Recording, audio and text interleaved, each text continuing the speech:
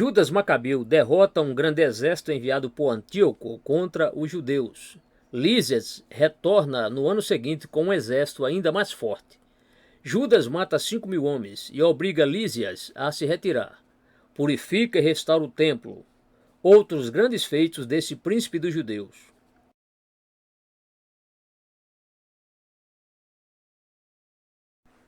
O rei Antíoco ficou tão irritado com a derrota de seus 2 generais que não se contentou em reunir todas as suas tropas, mas tomou ainda, sob pagamento, soldados das ilhas e resolveu marchar contra os judeus no começo da primavera.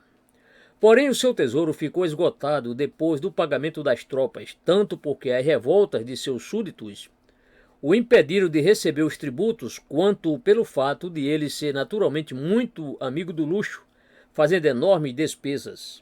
Assim julgou conveniente ir antes a Pérsia receber o que lhe era devido. Ao partir, deixou a Lísias, em quem depositava toda a sua confiança, a direção dos negócios, o governo das províncias que se estendem desde o Eufrates até o Egito e a Ásia Menor, e uma parte de suas tropas e de seus elefantes. Recomendou-lhe que tivesse grande cuidado de seu filho, o príncipe Antíoco, durante a sua ausência, e que destruísse toda a Judéia, levando escravo todos os seus habitantes, aniquilasse Jerusalém e exterminasse a nação dos judeus. Depois de dar essas ordens, partiu para a viagem à Pérsia, no ano 147, passando o Eufrates e marchando para as províncias superiores. Lísias escolheu, dentre os mais valentes generais e os de maior confiança do rei, Ptolomeu, filho de Dorímenes, Gógias e Nicanor, e os enviou à Judéia com 40.000 soldados de infantaria e 7.000 de cavalaria. Depois que chegaram a Emaús e acamparam na planície vizinha, foram aumentados com o reforço dos sírios e das nações limítrofes e com grande número de judeus. Vieram também alguns negociantes com dinheiro para comprar os escravos e com cadeias para ligá-los. Judas, vendo aquela grande multidão de inimigos, exortou os seus soldados a não temer, mas a colocar toda a sua confiança em Deus e a se revestir de um saco, como faziam os seus pais nos grandes perigos, a fim de pedir a ele que lhes concedesse a vitória, pois era o único meio de atrair a sua misericórdia e obter a força de que precisavam para vencer os inimigos. Ordenou em seguida ao chefe de campos e oficiais que assumissem o comando das tropas, como se fazia antigamente. Despediu os recém-casados e os que haviam adquirido alguma propriedade recentemente, de modo que a má disposição deles por haverem deixado a mulher ou a propriedade não viesse diminuir a coragem dos outros. Depois fez uma exortação aos soldados com estas palavras: jamais encontraremos ocasião em que nos seja mais necessário mostrar coragem e desprezar o perigo do que esta, pois, se combatermos generosamente, a liberdade será a recompensa de nosso valor, e por mais desejável que ela seja por si mesma, tanto mais a devemos desejar, porque não poderemos sem ela conservar a nossa santa religião. Considerai então que o resultado desta jornada ou nos cumulará de felicidade, dando-nos os meios de observar em paz as leis e os costumes de nossos antepassados, ou nos lançará a toda espécie de misérias, cobrindo-nos de infâmia, se por nossa pusilanimidade formos causa de que o resto de nossa nação seja completamente exterminado. Lembrai-vos de que nem os covardes, nem os corajosos podem evitar a morte, mas expondo-se à vida pela religião e pelo país, é possível conquistar uma glória imortal. E não duvideis de que, indo ao combate, com a firme resolução de morrer ou de vencer, o dia de amanhã vos fará triunfar sobre os vossos inimigos. As palavras de Judas animaram-nos, e ante o aviso de que Gógias, guiado por alguns judeus trânsfugas, vinha atacá-los durante a noite com 1.000 cavaleiros e 5.000 soldados de infantaria, ele decidiu antecipar-se e ir-lhes ao encontro, atacando naquela mesma noite o acampamento dos inimigos, que então estaria mais fraco pela diminuição de seus homens. Assim, depois de dar refeição aos seus homens e acender várias fogueiras, marchou protegido pelas trevas para Emaús.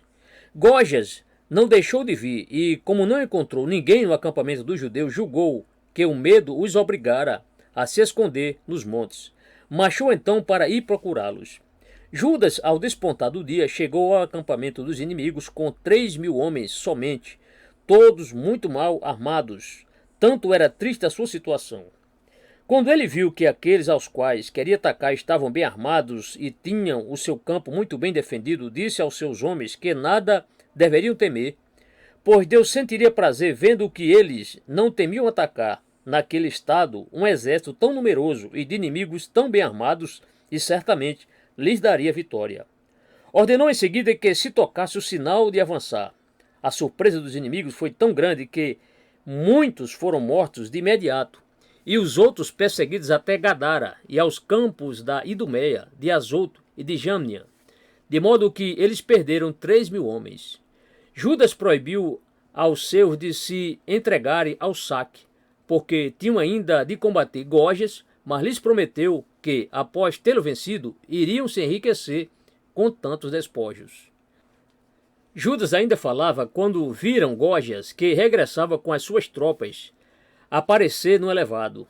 Quando ele viu a mortandade, a derrota do exército do rei e o campo incendiado, não teve dificuldade em imaginar o que havia acontecido. Vendo que Judas se preparava para atacá-lo, ficou tomado de tanto medo que fugiu. Assim, Judas venceu-os sem combater e permitiu então aos seus soldados que se entregassem ao saque. Eles encontraram grande quantidade de ouro, de prata, de escarlate e de púrpura, e voltaram com grande alegria, cantando hinos em louvor a Deus, o autor da vitória, que contribuiu para a reconquista da liberdade.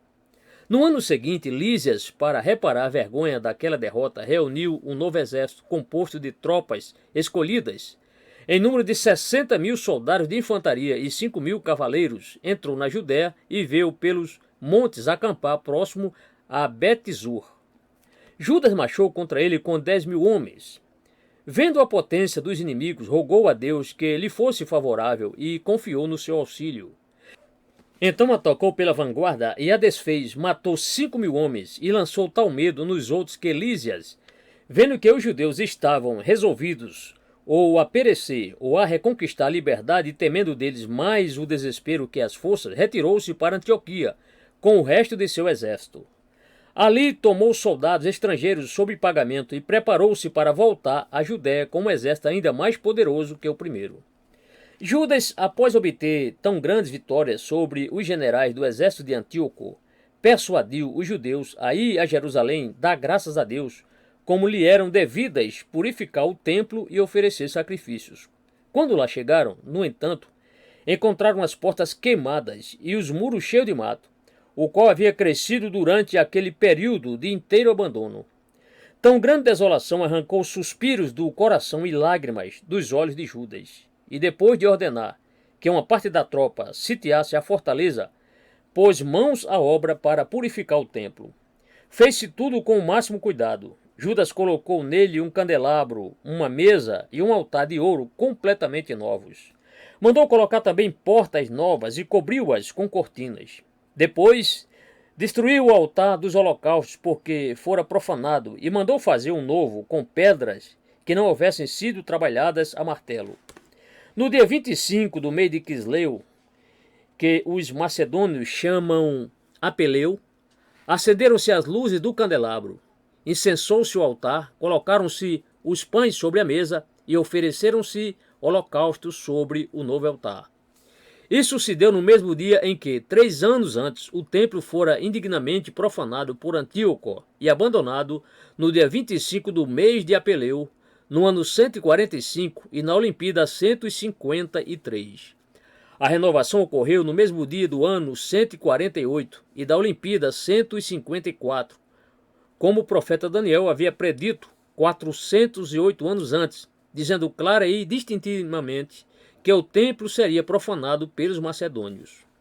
Judas celebrou durante 8 dias com todo o povo, por meio de solenes sacrifícios, a festa da restauração do templo, e não houve regozijo honesto a que não se entregassem durante esse período. Eram festins e banquetes públicos. O ar ressoava os hinos e cânticos que se elevavam em louvor a Deus e a alegria de se ver. depois de tantos anos, quando menos se esperava, a restauração dos antigos costumes de nossos pais e a prática de nossa religião foi tão grande que foi determinado realizar-se todos os anos aquela festa durante 8 dias. Chamaram-na Festa das Luzes, porque, segundo a minha opinião, essa felicidade foi como uma luz agradável que dissipou as trevas de nossos longos sofrimentos, aparecendo numa ocasião em que não poderíamos sequer imaginá-la. Judas, em seguida, mandou restaurar as muralhas da cidade, fortificou as grandes torres e colocou soldados para defendê-las contra os inimigos. Fortificou também a cidade de Bet-zur, para dela se servir como fortaleza contra os ataques. Os povos vizinhos, não podendo tolerar a ressurreição do poder de nossa nação, armaram ciladas aos judeus e mataram vários deles. Judas, que estava continuamente no campo para impedir tais incursões, atacou ao mesmo tempo a Crabatena, matou um grande número de idumeus, descendentes de Esaú, e apoderou-se de grandes despojos. Tomou também o forte de onde os filhos de Baã, seu príncipe, incomodavam os judeus, matou os que o defendiam e incendiou-o. Marchou depois contra os amonitas, que eram em grande número, comandados por Timóteo, venceu-os, tomou-lhes a cidade de Jazor, saqueou-a e levou como escravos todos os seus habitantes. As nações vizinhas, porém, logo que souberam que ele havia voltado para Jerusalém, reuniram todas as suas forças e atacaram os judeus que moravam na fronteira de Galaade. Estes refugiaram-se no castelo de Atemã e mandaram contar Judas que corriam o perigo de cair nas mãos de Timóteo. Judas recebeu ao mesmo tempo cartas da Galiléia, pelas quais lhe davam aviso de que os de Ptolemaida, de Tiro e de Sidom e outros povos vizinhos se reuniam para atacá-lo.